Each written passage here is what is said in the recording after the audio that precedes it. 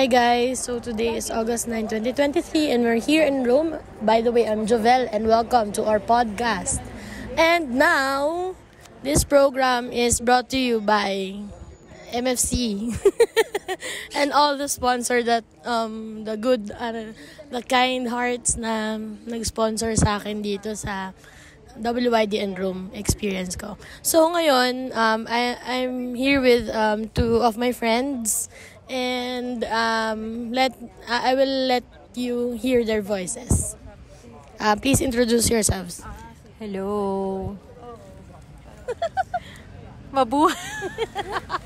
Okay, what's your name? I'm Nell. How about you? Hi, I'm Jem. Okay, so we're here in Rome and marami na kami nabisita ng mga simbahan. Nakakatuwa dyan kasi talaga, ang dami nating nakita, na witness, yung art, yung faith na nagsama. Grabe yung beauty na pinapakita na nagsasabi na God is a God of beauty. So, kumusta naman yung experience so far? Grabe kasi... Baka maiyak. As in, pangarap ko kasi na makapunta sa Rome dahil nga nandito lahat ng mga artistic places. At the same time, yung mga simbahan nga nila. Dahil nga, welcome back to Jesus na ako. Hindi, yun nga. Tama yung sinabi mo kanina na yung art at saka faith naka-infuse dito. So, naniniwala kasi ako na beauty will save the world. Kaya nagkaroon ng beauty sa mundo. It's all because of our beautiful God. And sobrang in awe ako of how those people, yung mga artistic people na yun, ginamit ni Lord para mas maiparamdam yung faith, yung beauty ng Catholic faith sa atin, sa mga nakakita ng mga gawa nila. So, divine experience talaga siya. Grabe, ang ganda nun, divine experience. Na lahat ng nakita, nadama during our church visit. Daming nakita. Bukod sa mga, mga sample. Kanina nakita natin yung nails, tapos relics ng, nandun yung mga, yung mga remains ng mga santo. Nandun din yung libingan ng mga pope. Ang dami nating nakita today. Sige, thank you Ate Nel for sharing. How about you, Sis Jem? Ayun, masaya naman kasi nga, ayun nga, nabanggit na rin yung beauty, yung art, tapos yung faith infused together.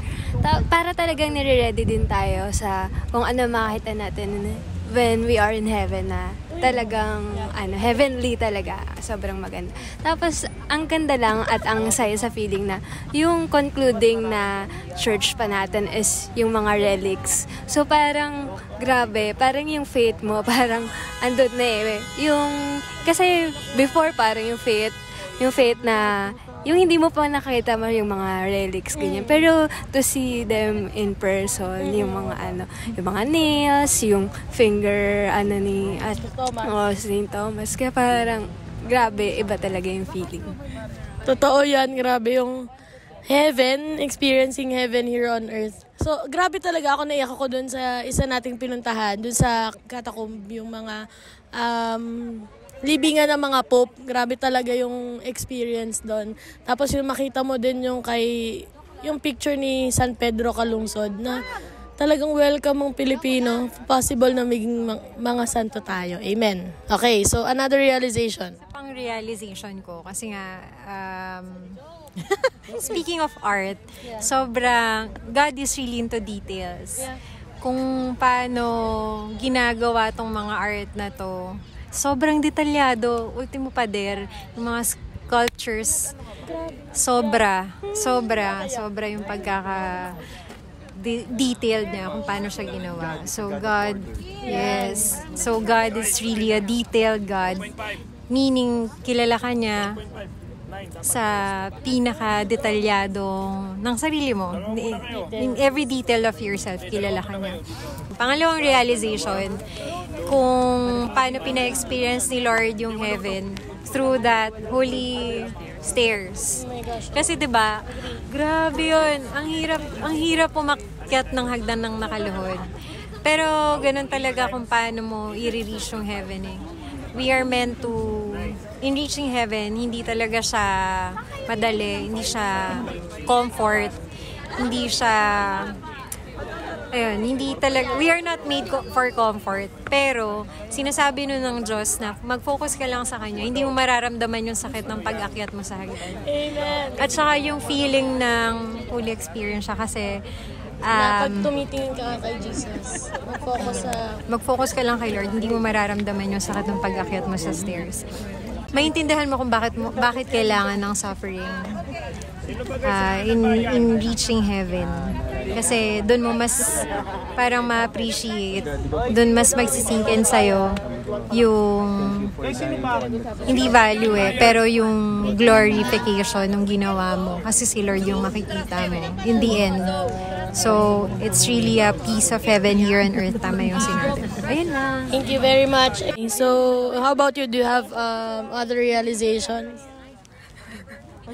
Na-pressure no? Wait lang, ano nga ba yung mga realization? Feeling ko kasi ayun talaga yung pinaka naging take away ko. Na, yung pangkabuuan na talaga, ayun yung pinaka. So, thank you, Sis Jem and Ate Nel for sa pagpapaunlak sa interview na to. Salamat sa pag-share sa mga reflections at sa kahit na hindi nila nakikita ng mga ating makikinig, yung mga makikinig sa atin, yung mga na-experience natin dito sa Roma. Grabe talaga, alam ko na for sure, dun sa mga senior nyo dalawa, mabe-bless yung ibang mga tao. So, sana na-enjoy nyo din at marami din kayong napulot. Praise God. Thank you, Sis Nel and Sis Jem Ann.